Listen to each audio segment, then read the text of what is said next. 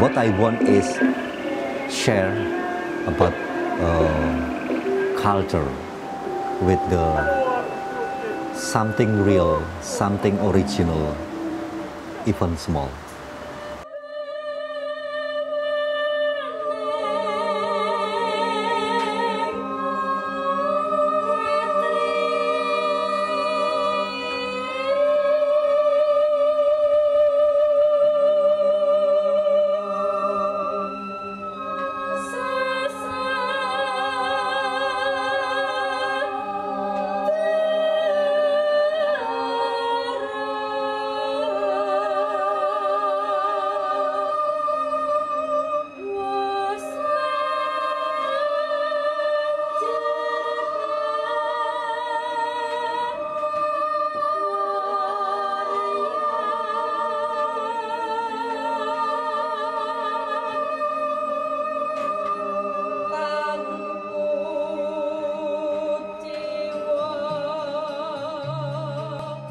Grobak Padi was a really complex but a really important project as part of the Melbourne International Festival on many levels. The most important thing, I think, was the connection culturally and internationally between the two countries, between Australia and Indonesia. And I think the arts are a really powerful way to connect people.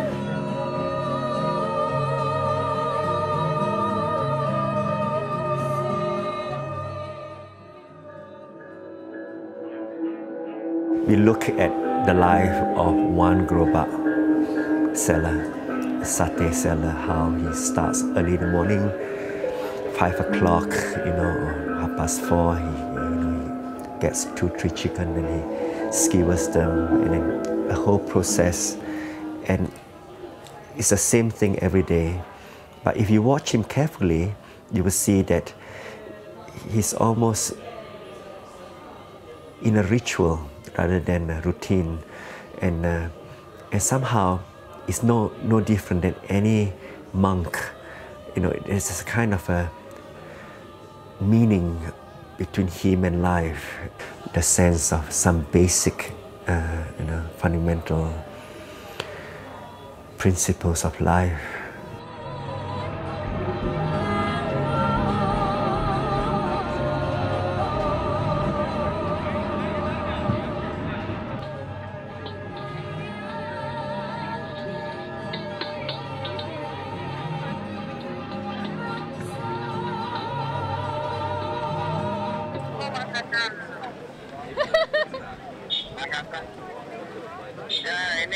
Tapi udah lama nggak makan bakso, jadi kangen.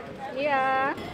Grobak Padi had an amazing effect on the Indonesian community in the sense that it was very much community spirited, in the sense that all of them were working together, providing a performance and food together as a community for the Australian community. So they were working in a spirit of togetherness, and that was lovely. And to be part of an artistic piece also of Melbourne Festival was really an exciting part of the whole program for them. The importance of the Grobak Padi as part of the Melbourne Festival, because Melbourne Festival is a cultural festival, and Grobak Padi represents the Indonesian culture, and not just that. The Grobak Padi also empower the existing Indonesian community here that will give that could contribute to multicultural here in Melbourne.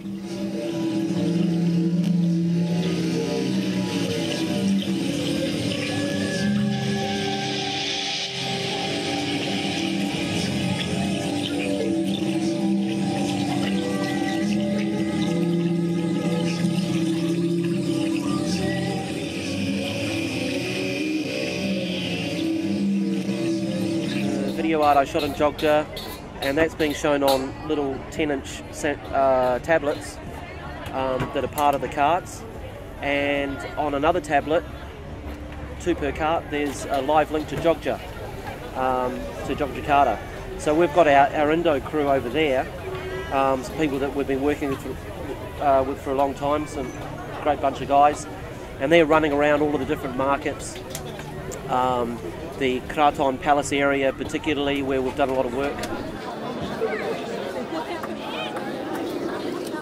So it was really interesting to form a working relationship with Bimo and Alti, but it was all virtual, it was all through the live feed. We didn't actually ever meet them in person. It broke down, I think, those formal barriers that happen when you're communicating with people via phone and via email, where it becomes very work-related, whereas we developed, I think, over the days of the festival, a kind of friendship through the tablets that wouldn't have happened otherwise. It was really sad to see them go, like at the end of it when we were saying goodbye and for the last time, because at the end of every night we would say goodbye and we'd shut down. It was really good for Agung to be a part of the introduction of the Indonesian team as well, to have an introduction so that we had a more social method of getting in connection with these people rather than a pure working relationship.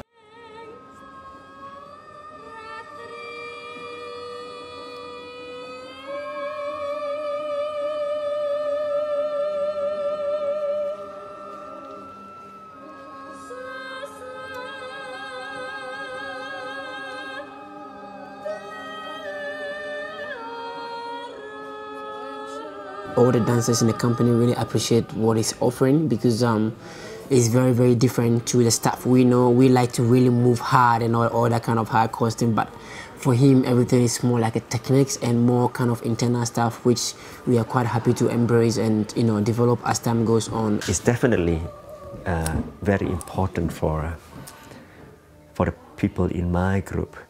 When I say that, I mean the dancers and the theatre practitioners that are in Tony Yap company, to have met Agung, to see how my work is influenced and is related to an Asian tradition, and how that tradition is translated into a contemporary language.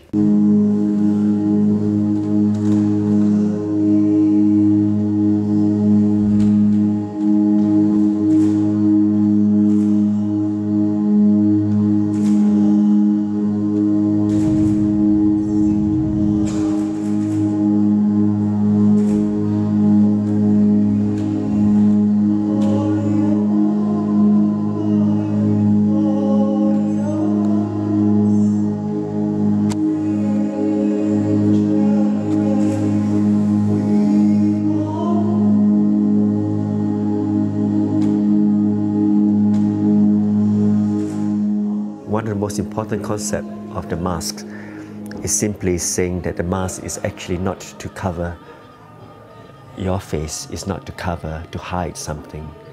But because of the mask, you reveal more yourself. So it's because of the mask that I can have a kind of confessional and openness of my true self.